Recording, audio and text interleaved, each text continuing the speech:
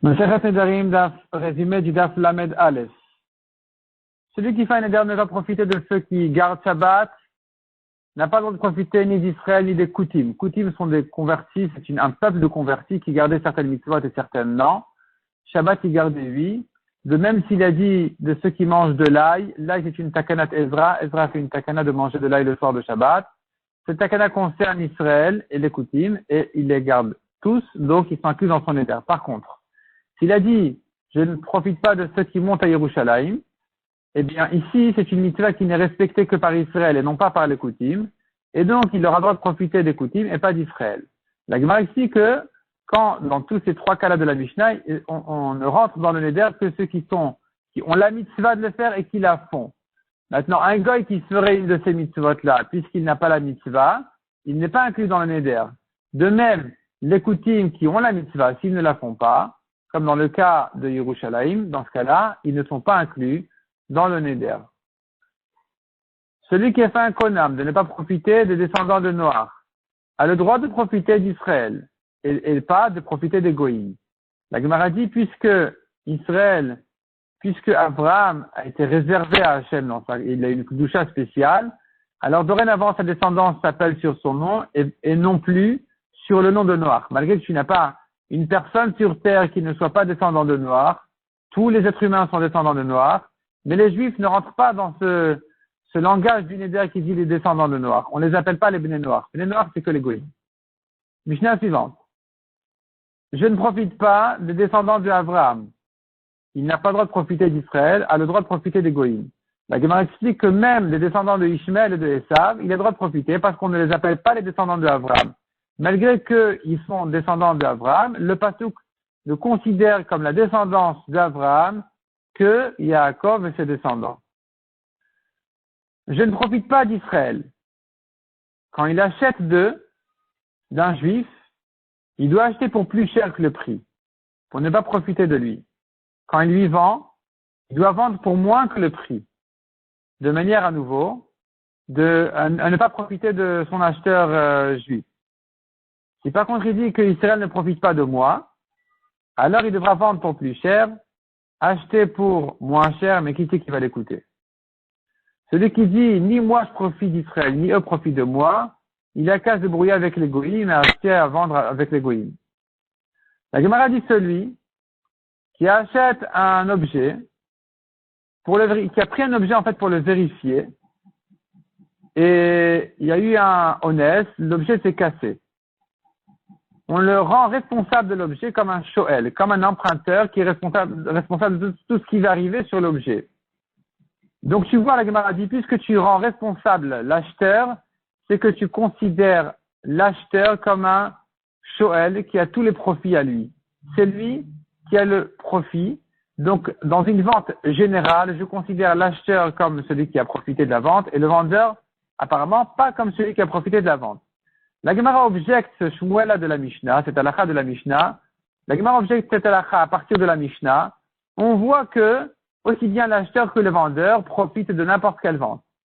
Donc, il faudrait dire comme ça. Notre Mishnah parle d'une vente moyenne qui est au profit de l'acheteur comme du vendeur. Et donc, toujours, celui qui a fait un neder, il devra changer le prix de manière à ne pas profiter. Par contre, le cas de Shmuel est dans un cas où c'est un article spécialement demandé. Et donc, tout le profit n'est que sur l'acheteur. C'est pour ça qu'il en est responsable complètement comme un shoel, comme un emprunteur. La Gemara ramène une preuve pour cette halakha de Shmuel. Quelqu'un qui vient chez le vendeur. Il lui dit, écoute, donne-moi ces objets, ces ustensiles-là. Je vais les amener en cadeau chez ma belle famille. Et si ça leur convient, je te les paye. Sinon, je te paye le profit que j'ai eu de leur avoir proposé ce cadeau, donc ils sont reconnaissants, et ça me vaut quelque chose, je te payerai ce quelque chose en question. Si maintenant, en chemin d'aller, les ustensiles se sont cassés, il y a eu un honnête, il en est complètement responsable. Donc tu vois qu'un acheteur est considéré comme celui qui a profité complètement de l'achat. Donc comme on a dit, il s'agirait éventuellement d'un cas où c'est un article spécialement demandé. Donc, celui qui en profite, c'est pas le vendeur, il le vend très facilement, c'est l'acheteur qui en a profité, qui est content, donc il en est complètement responsable. Cependant, en retour, on a dit, Si ça s'est cassé au retour, il est patour parce que dans un cas de honnête, il n'est plus considéré comme shoel, comme un emprunteur au retour. Il veut rendre, il est simplement considéré comme un shomer sachar, un gardien qui est payé pour la garde. Et dans un cas de honnête, comme ici ça s'est cassé, c'est pas de sa faute, il est patour. La Gemara dit, cependant dans le cas où quelqu'un, il prend un âne pour le vendre. Et donc il lui dit comme ça, si je le vends, je te le paye, sinon je te le rends. Ici, même au retour, s'il y a eu un honnête, l'âne il est tombé, il est mort, il s'est écroulé, eh bien, il en est responsable complètement, il est chayav, parce qu'il n'y a pas de retour ici. S'il trouve un acheteur, même au seuil de sa porte, il va lui vendre. Donc il est toujours considéré comme un acheteur qui en profite complètement, et donc, il en est responsable toujours comme un shoel, il est chayav même dans un cas de honnête. Quelqu'un qui dit konam, je fais un éder de ne pas profiter des arélim. Arélim, ceux qui ne sont pas circoncis. Il aura droit de profiter des non-circoncis juifs et n'aura pas droit de profiter des circoncis goïm. Parce que arélim, de manière générale, ça veut dire les goïm. Peu importe, oui, mila, non, mila, ça veut dire les goïm de manière générale. Pareil, celui qui dit je ne profite pas des moulim, ceux qui ont fait la mila, il n'a pas droit de profiter des juifs de manière générale, peu importe s'ils ont fait la mila ou pas, parce que les juifs de manière générale, on les appelle les moulim, les mehoulim. Et les goïm de manière générale, on les appelle les arélim. La Mishnah ramène des preuves des psukim que les goïm de manière générale s'appellent des arélim. La Gemara dit encore, regarde combien la orla est répugnante, puisqu'on méprise les goïm par elle, en disant tous les goïm sont des arélim. Regarde combien la mila est grande, sur laquelle ont été données 13 alliances. 13 fois le pasuk dit brit sur mila. Donc c'est une alliance entre le juif et Akadosh Baruch Hu. La Gemara dit encore, la Mishnah dit encore, Rabbi Yossi dit, la Mila est grande, elle repousse Shabbat. La Mila est grande, que même Moshe Rabbeinu, avec tous ses mérites, on a eu zéro patience quand il n'a pas fait la Mila à son fils. Il a été puni immédiatement. La Mila est grande, elle repousse même la Tsarat, quelqu'un qui a une tache de lèpre sur la Mila, on la coupe alors qu'en général c'est interdit. La Mila est grande. Combien est grande la Mila?